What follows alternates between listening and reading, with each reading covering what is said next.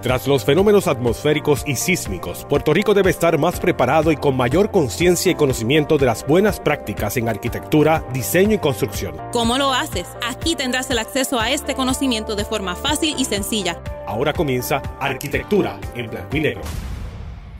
Saludos a todos y todas que nos escuchan. Yo soy el arquitecto Luis Badillo Lozano, decano de la Escuela de Arquitectura y Diseño de la Pontificia Universidad Católica de Puerto Rico, y estoy con ustedes, como todas las semanas, hablando de arquitectura. Deseándoles a todos que se encuentren bien y en salud, y recordándoles que Dios nunca nos abandona. Como siempre les digo, ustedes no han vivido ni vivirán un solo día sin arquitectura. Estamos siempre rodeados, protegidos y acompañados por arquitectura, y así será por el resto de nuestras vidas. En este programa buscamos compartir con ustedes conocimientos de la profesión, aquellos que les sirvan para evaluar, observar, saber exigir y saber apreciar la buena arquitectura. Comparte conmigo, como de costumbre, nuestro coordinador de la Unidad de Historia y Teoría, el arquitecto Jesús Meléndez Vázquez. Saludos, Jesús. Saludos. Jesús, ya hemos hablado anteriormente del surgimiento de los principios del movimiento moderno en Europa y de sus figuras principales. Y hablamos también de cómo y cuándo comienza a manifestarse el movimiento moderno en los Estados Unidos, particularmente de una figura precursora como fue Louis Sullivan, que aunque no se puede considerar un arquitecto del movimiento moderno per se, fue un precursor que rompió muchos esquemas y que trajo grandes y novedades a la oferta de la imagen de su arquitectura, precisamente porque estaba en esta transición. Y además, quizás la mayor aportación de Louis Sullivan al movimiento moderno de arquitectura fue la influencia que ejerció sobre el arquitecto Frank Lloyd Wright, quien ya hemos dicho que sin duda debe ser el arquitecto de los Estados Unidos con mayor reconocimiento en el siglo XX. Una figura altamente reconocida, muy productiva, muy controversial, pero ciertamente uno de estos genios del diseño arquitectónico que tenemos que destacar. Habiendo cubierto eso, yo estoy seguro que nuestros oyentes estarán interesadísimos en saber qué pasa en el resto de América. Llegó el movimiento moderno a Latinoamérica. ¿Cuáles fueron aquellos países en que tuvo manifestaciones de mayor relevancia? Y eventualmente, ¿llegó el movimiento moderno a Puerto Rico? ¿Y cómo se manifestó? Yo creo que nos toca empezar a contestar esas preguntas. O sea que sin más, te permito que nos acompañe en esta respuesta a las dudas y a los intereses de nuestros oyentes. Claro que sí. Déjame presentar algunas imágenes para incentivar la conversación. Fíjate, cuando yo hablo de lo que es, cuando hablamos del resto de América, pues cuando hablamos de Latinoamérica, siempre intento hablarlo desde la idea de la importación y la exportación. Y curiosamente, desde 1929 en hacia adelante, especialmente hasta el 65, si no me equivoco, tenemos esta constante producción, o yo diría importación de la arquitectura moderna, como uno podría ver en esta imagen del Ministerio de Educación en Río de Janeiro, diseñado por Lucio Costa, que Le Corbusier, ¿verdad? Uno de los pocos arquitectos modernos que entablan la conversación o que llega a influenciar a América, visita, ¿verdad? Brasil. Y que curiosamente en la construcción de este proyecto, que es un manual literalmente de la arquitectura moderna, se establece la idea de la exportación, ¿verdad? En cómo se puede desarrollar una arquitectura moderna propia y vernácula de Brasil como el resto de Latinoamérica, que eso es algo importante en esta situación. Y que curiosamente figuras que logran esta importación exitosa son tres: Le Corbusier, que ya hemos hablado de él, Mies van der Rohe y Frank Lloyd Wright, que recientemente lo discutimos, y que ciertamente tiene una influencia muy particular en Puerto Rico, pero no directamente, sino a través de sus discípulos. Y que en esencia estos discípulos modernos como Lucio Costa, que muestro tres fotografías distintas en donde está Lucio Costa con Le Corbusier, Lucio Costa con Mies y Lucio Costa con Frank Lloyd Wright, en donde casi que este personaje, este arquitecto, que radicalmente cambia su práctica durante el siglo XX hacia la arquitectura moderna en su totalidad, se convierte en este nexo de conexiones que influencian a Oscar Niemeyer, entre otros, ¿no?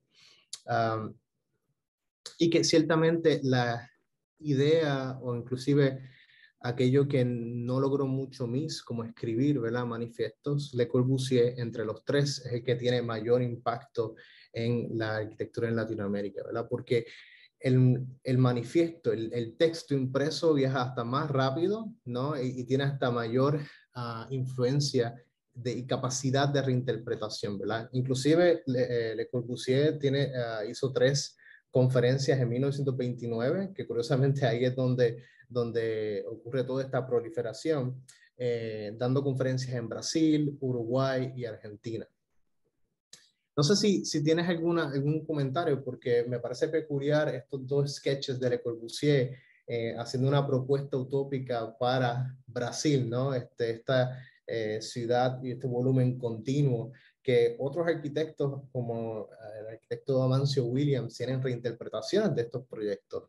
Pero no sé si hay una reacción particular a esto. Bueno, no, era posiblemente yo esperaba el que comenzaras con esta gran influencia que Le Corbusier tiene sobre las nuevas propuestas en Brasil y sobre sus figuras del movimiento moderno más reconocidas, como Lucio Costa y Oscar Niemeyer.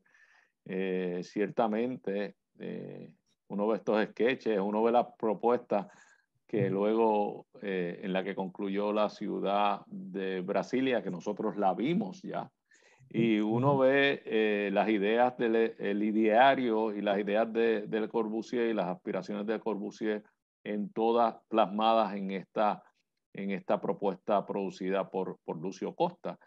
En términos del primer ejemplo que diste, que fue el Ministerio de la Educación en Río de Janeiro, es claramente un edificio que sigue todos los postulados de Le Corbusier, las columnas, los pilotis abajo, las plantas libres, las fachadas libres también, la manera en que activa el techo.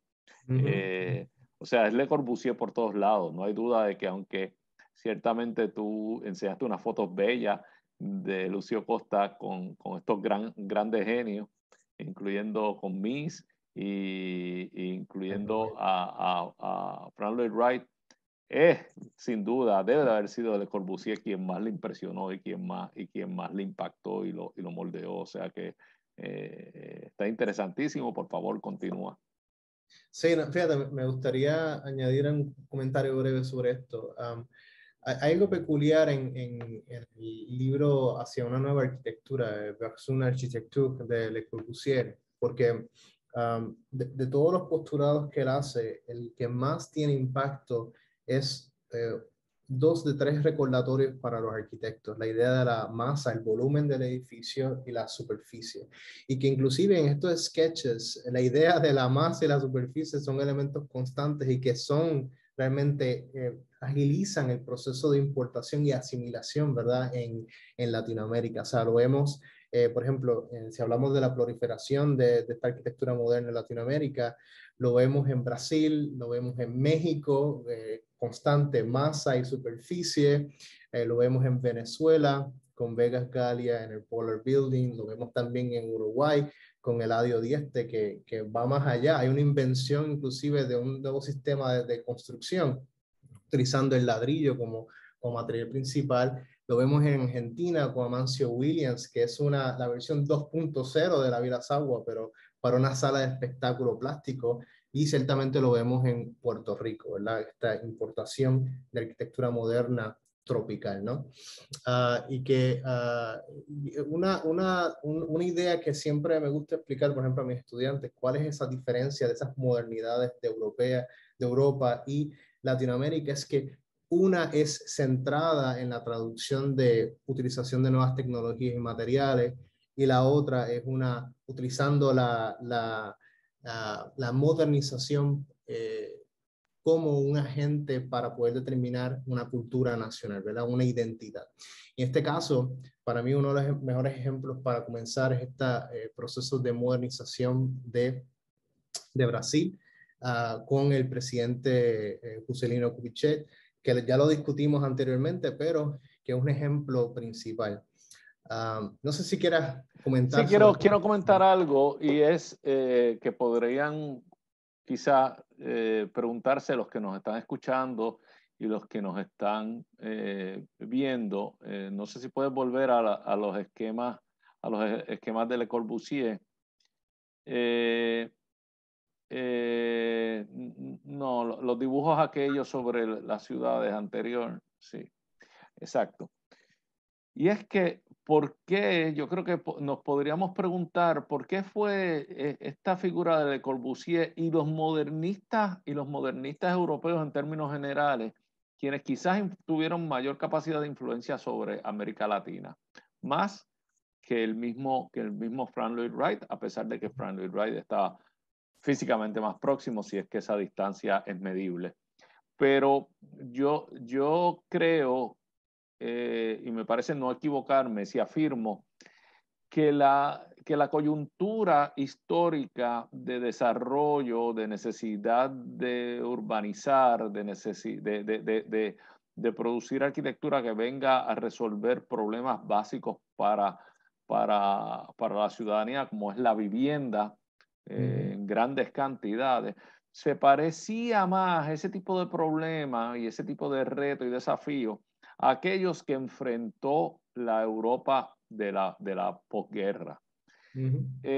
O sea que las propuestas y las posturas europeas para el movimiento moderno, que eran más austeras, ya eso lo habíamos discutido, más austeras, más pragmáticas, más económicas quizás, aunque después no resultaban tan baratas como ellos planteaban, pero lucían más económicas, más fáciles de construir, venían a atender mejor y a responder mejor los problemas de Latinoamérica porque aunque Latinoamérica no había pasado por guerra, sí eran países que estaban en plena reconstrucción, en plena construcción, no reconstrucción, construcción y expansión de sus economías, particularmente estos tres países, que es Venezuela, México y Brasil, que eran economías que estaban en expansión, en crecimiento, y que tenían que atender a una población con mucha necesidad. Para ese tipo de problema social, para ese tipo de desafío social, las posturas de Frank Lloyd Wright no se acomodaban tanto. Porque recordábamos que Frank Lloyd Wright atendía más bien con su arquitectura una población, unas necesidades de una población de un perfil completamente diferente que los europeos hubieran llamado más burgués. O sea que es quizás por eso que nosotros vemos tanto Le Corbusier y estoy hablando de manera figurativa, tanta idea Le Corbusier aplicada en Latinoamérica y no así el ideario de un Frank Lloyd Wright, que era más difícil de adaptar, con todo y que era una persona muy reconocida y muy admirada. Pero nada, te permito que continúes.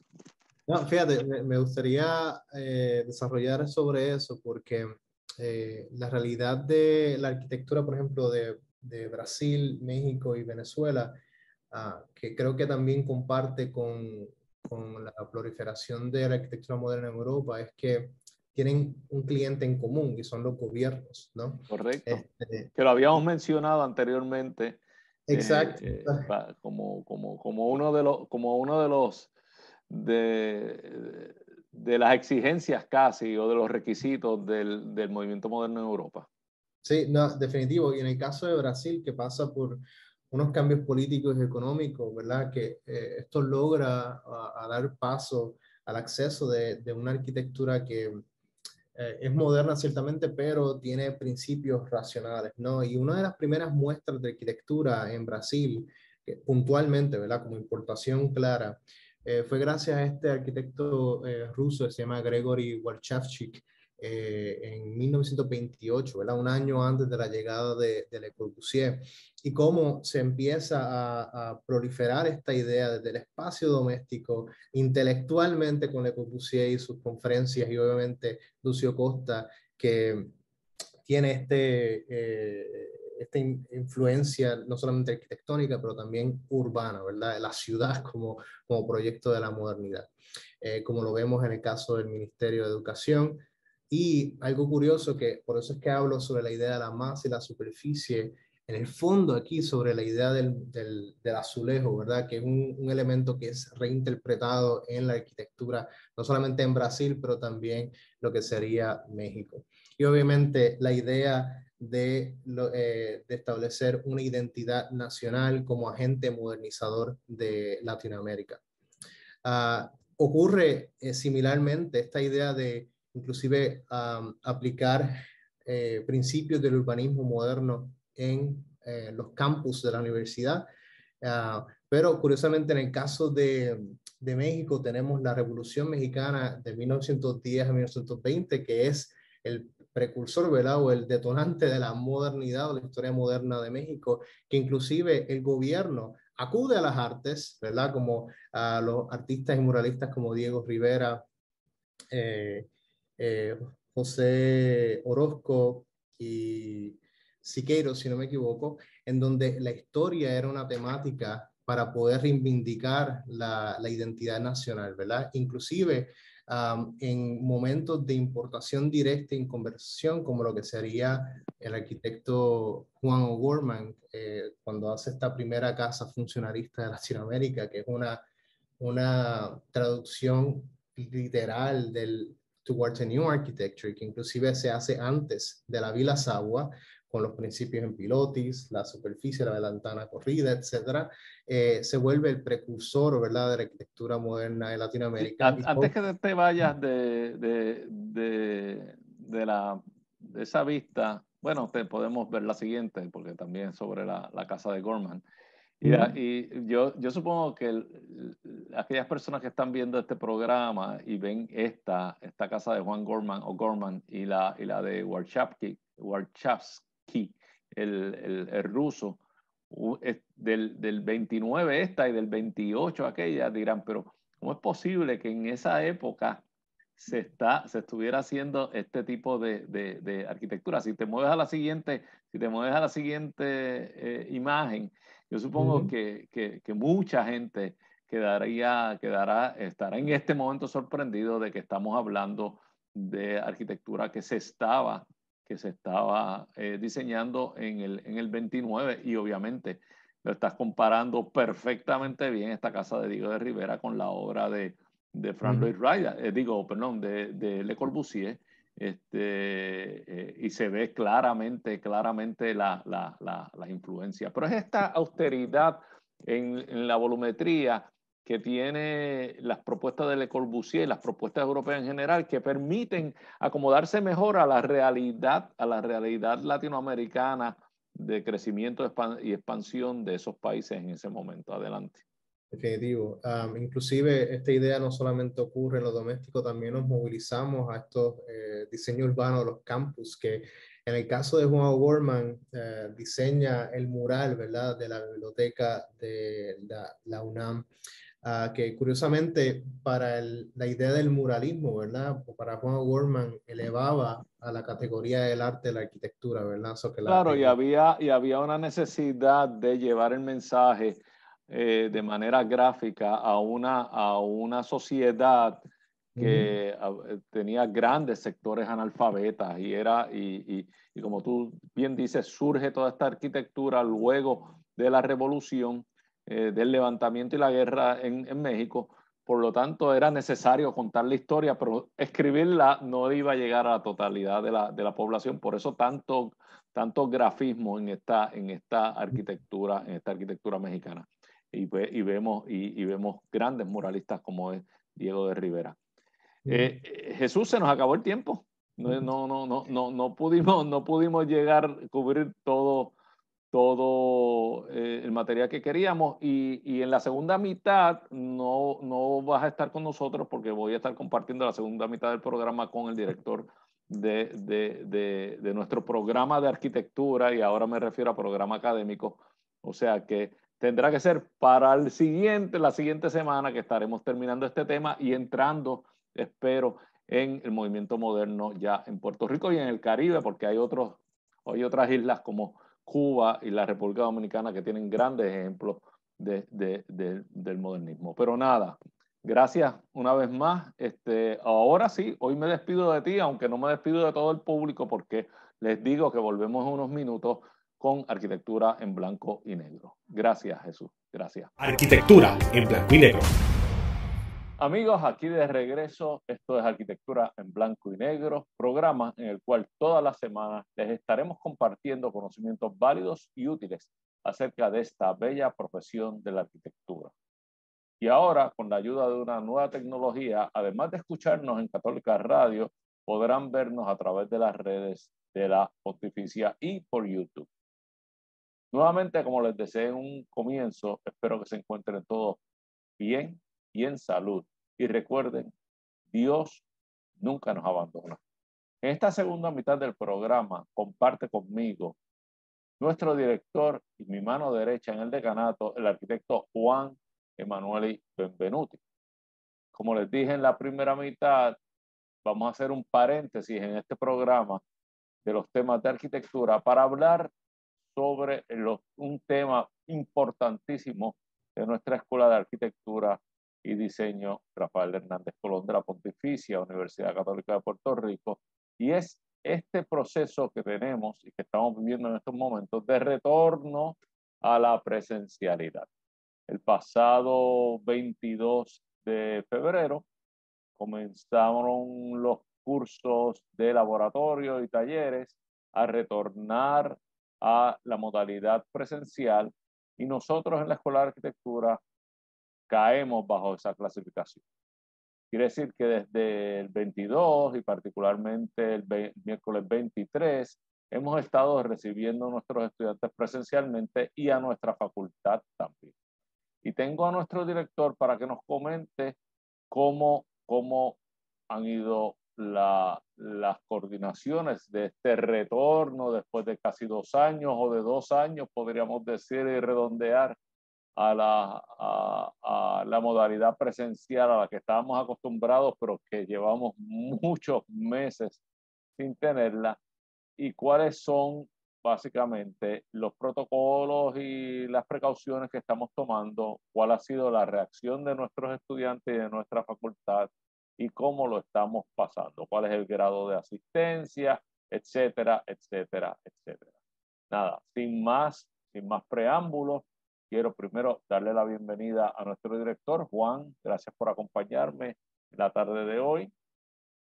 Gracias, decano. Nada, Juan, cuéntanos y cuenta a nuestra audiencia cómo han sido estos primeros días de retorno a la presencialidad, qué tan exitosos han sido y cuáles son las precauciones y los protocolos que nosotros hemos establecido para garantizar la seguridad y la salud de todos los que vengan a acompañar. Adelante, Juan, por favor. Sí, ciertamente, decano. Estamos muy contentos con este retorno presencial a nuestras facilidades en Forteza. 2 años llevamos ya buscando la manera que las condiciones estuvieran suficientemente adecuadas para garantizar la salud de nuestros estudiantes, facultades, administradores. Y hemos llegado a un punto que ya podemos hacer esa transición, y eso es lo que estamos haciendo, es una transición no es una presencialidad 100% en el respecto de que no hay una exigencia de que haya 100% presencialidad todavía y podemos hablar de eso, de las modalidades de estudio que estamos Podemos hablar de eso inaugurando. más adelante. ¿Cómo ha sido la experiencia hasta el momento? ¿Cuál ha sido los niveles de asistencia de nuestros estudiantes? Yo me siento bien entusiasmado, no sé cómo te sientes tú, pero yo estoy bien contento y veo nuestros estudiantes que están comenzando a regresar muy contentos con este cambio.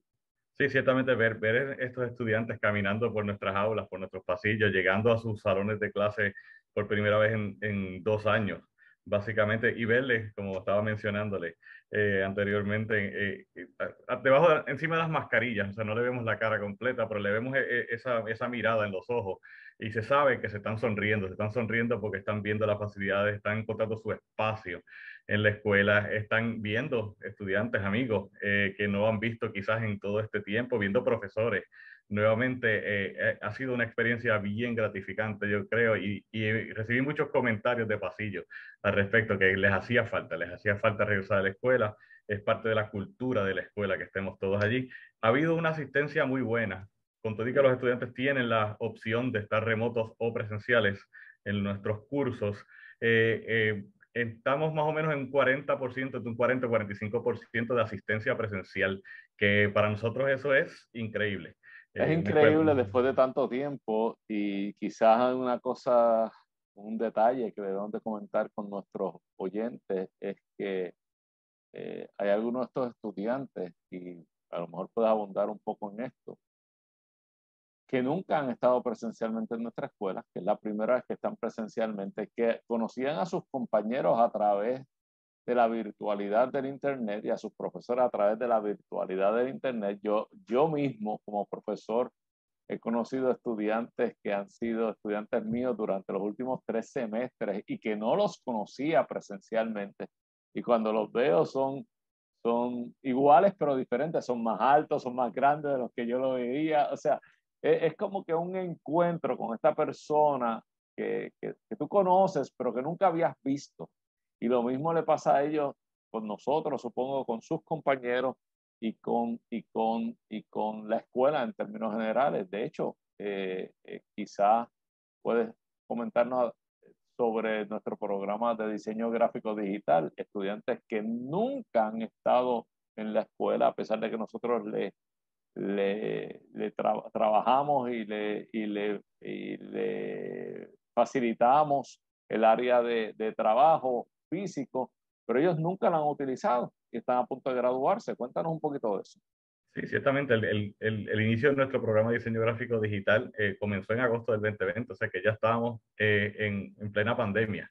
Nunca pudieron llegar físicamente a la escuela y con el tiempo ya ese grupo inicial está en su último semestre, ya se graduó en mayo, o sea que la oportunidad de estar aquí en la escuela entiendo que la van a aprovechar bien porque lo que le quedan son 3 meses y Eso. medio para ya salir de nuestro programa. Y creo que es una gran oportunidad. Es una pena que no hayan podido tener la experiencia completa, pero yo creo que hasta, inclusive lo hemos visto en estudiantes de primer año que están en su segundo semestre ahora, que nunca habían tocado la escuela tampoco, que encontraron en la escuela un ambiente que se pueden aferrar a él, porque es un ambiente de colaboración y de amistad y de compañerismo que lo ven, aunque estén empezando poquito a poquito por filtración a llegar a la escuela, se siente el ambiente y es excelente. Y hablando del ambiente, ¿qué nos puedes contar sobre cuán preparada está la escuela físicamente, en términos de su planta física, para recibir a nuestra facultad y a nuestros estudiantes? ¿Cómo hemos aprovechado estos 2 años, nosotros, particularmente tú y yo, para poder tener la escuela lista para este momento que creíamos que iba a ocurrir antes, pero que ha venido a ocurrir ahora? ¿Qué tal está la escuela? ¿Cómo hemos estado preparando la escuela? ¿Cuáles son aquellos aspectos físicos, tecnológicos que nosotros tenemos y que no teníamos antes de la pandemia? Bueno, en lo que es el aspecto operacional, obviamente tenemos que hablar porque tenemos que seguir los protocolos que nos establece la universidad. Claro. Estos protocolos incluyen, obviamente, los requisitos de entrada, de acceso al edificio, que es que tengan los estudiantes, facultad y administradores tengan su dosis de refuerzo de la vacuna de COVID. También se ha establecido un sistema Y como uso de de mascarilla todo el tiempo dentro uso de mascarillas todo el tiempo, aunque nos han permitido un 100% de capacidad. O sea que manteniendo ese 100% de capacidad, todavía, obviamente con mascarillas, también hay un sistema de entrada al edificio que a través de un QR code, como muchos se han acostumbrado ya, se ha convertido casi en la jerga del diario vivir. Escanean un QR code en la puerta, eso lo lleva a una aplicación donde ponen su información personal y ya el sistema ya detecta a qué hora entraron al edificio. Eso sucede en varias partes de nuestro edificio y básicamente está allí para monitorear en caso de, Dios no lo quiera, obviamente, que haya algún estudiante que salga con algún contagio de COVID, que uno pueda ir rápidamente dónde ha estado ese estudiante y quién ha estado cerca del estudiante para poder entonces hacer el protocolo completo a través del epidemiólogo de la universidad, que pueda entonces rastrearse y avisarle a todas estas personas de un posible contagio y que se puedan tomar las medidas de precaución al respecto. Correcto. Yo creo que todo eso va a abonar a la tranquilidad de todos los que venimos. Por lo que tú explicas, me parece que podemos afirmar que lo que estamos logrando en la escuela con todas estas medidas es una burbuja de personas que no están contagiadas ni tienen la posibilidad de contagiar, por lo tanto podemos estar tranquilos a ese respecto. Pero nos lleva también a un punto adicional. No todos los estudiantes están en disposición o tienen las posibilidades de a mitad de semestre regresar presencialmente. O sea que nosotros, para esos casos de aquellos estudiantes que no pueden, por las razones que sean, o no desean porque tienen sus temores, quizás porque conviven en su hogar con personas que están comprometidas en términos de su salud personal, o que tienen o conviven con sus abuelos, que son personas mayores de edad. Ellos prefieren mantenerse distanciados todavía hasta tanto todo esto del COVID haya pasado, y prefieren por salvar y por cuidar a sus parientes, mantenerse a distancia. O sencillamente, más sencillo que eso, estudiantes nuestros que viven muy lejos y que usualmente se hospedaban, pero que en este momento los hospedajes no están disponibles, o sea que no pueden venir físicamente. Entonces, ¿cuáles son las medidas que hemos tomado? Si le puedes explicar a nuestros seguidores, ¿cuáles son las medidas que hemos tomado en términos de las modalidades de los cursos, es uno, y las facilidades físicas en términos de las mejoras a los salones, es otro? Mencióname eso. Sí, en este semestre empezamos, como digo, empezamos hace una semana. Básicamente tenemos nuestros cursos en dos modalidades, lo que se llama remoto tradicional y remoto. Remoto, básicamente empezando con el más sencillo y el que más hemos estado trabajando durante la pandemia, es donde los estudiantes y los profesores están de forma remota. Así que no hay presencialidad requerida. La gran mayoría de nuestros cursos en realidad están en la remoto tradicional. Remoto tradicional básicamente es una forma de crear flexibilidad por las mismas razones que ha mencionado. De a lo mejor no tienen estudiantes la forma de llegar acá o prefieren no estar todavía en la escuela. El remoto tradicional significa que la facultad está disponible físicamente en la escuela, en sus salones, en sus horarios adecuados de clase, y los estudiantes tienen la opción de venir presencialmente o de tomar el curso de forma remota. Obviamente eso conlleva una tecnología que antes no la teníamos y durante la pandemia se ha ido integrando a nuestras aulas, que es lo que son los salones inteligentes. Nuestros salones inteligentes, tenemos 5, que son los salones de cátedra, como tal, Que de debemos de cursos decir teóricos. que es la totalidad de los salones que tenemos en la escuela. O sea que la 100%. universidad nos ha habilitado como salones inteligentes la totalidad de los salones de la escuela para los cursos que son básicamente los cursos de conferencia o lo que nosotros llamábamos cursos teóricos, ¿verdad? Pero adelante. Sí, esos salones básicamente una inversión muy generosa de la universidad en tecnología.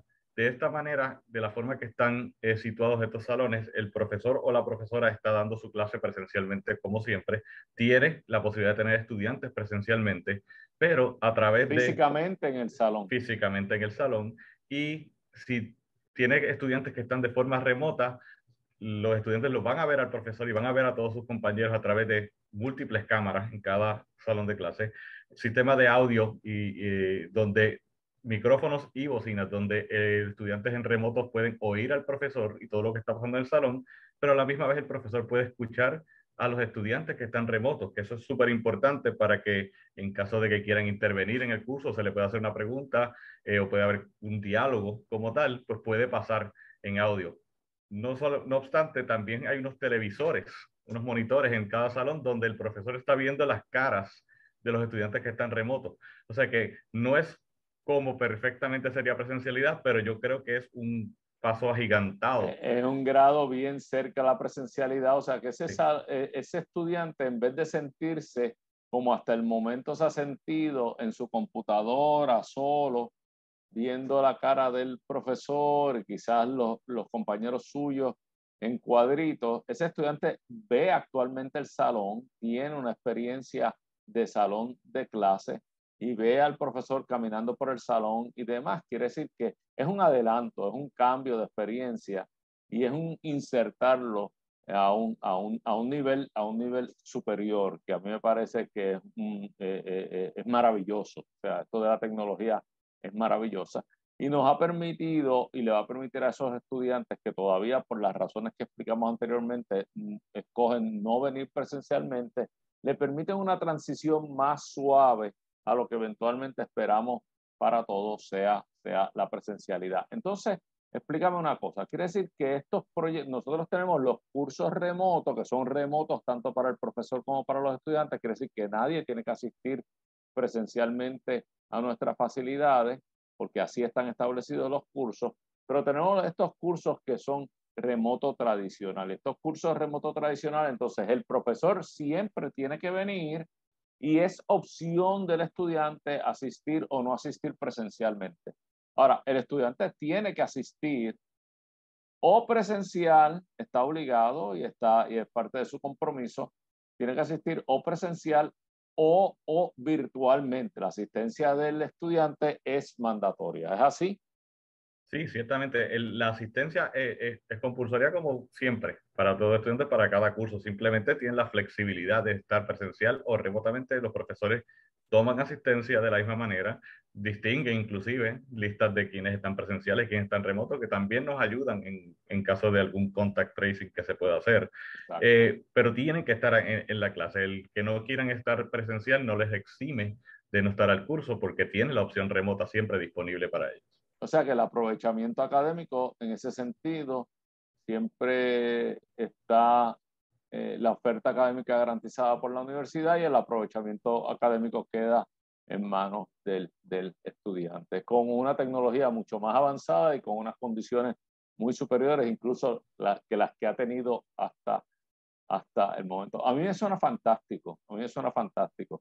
Nosotros tenemos, volviendo al QR Code, que es estos códigos donde todo el mundo se tiene que registrar digitalmente, ese QR Code nosotros lo tenemos en la entrada de la escuela, o sea, que todo el mundo que entra a la escuela se tiene que registrar, sea estudiante, facultad, administración o incluso visitante.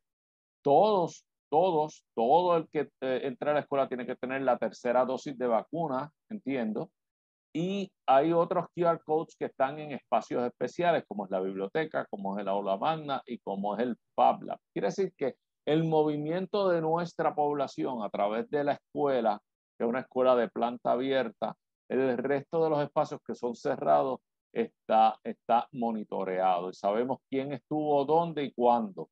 Lo que nos permite lo que tú llamas el contact tracing, que es saber quién estuvo cuándo, por lo tanto sabemos quién estuvo con esa persona en ese momento y si alguna de esas personas de ese grupo lamentablemente Dios no lo quiera, saliera positivo de contagio de COVID, sabríamos a quién habría que poner en cuarentena y a quién habría que notificar.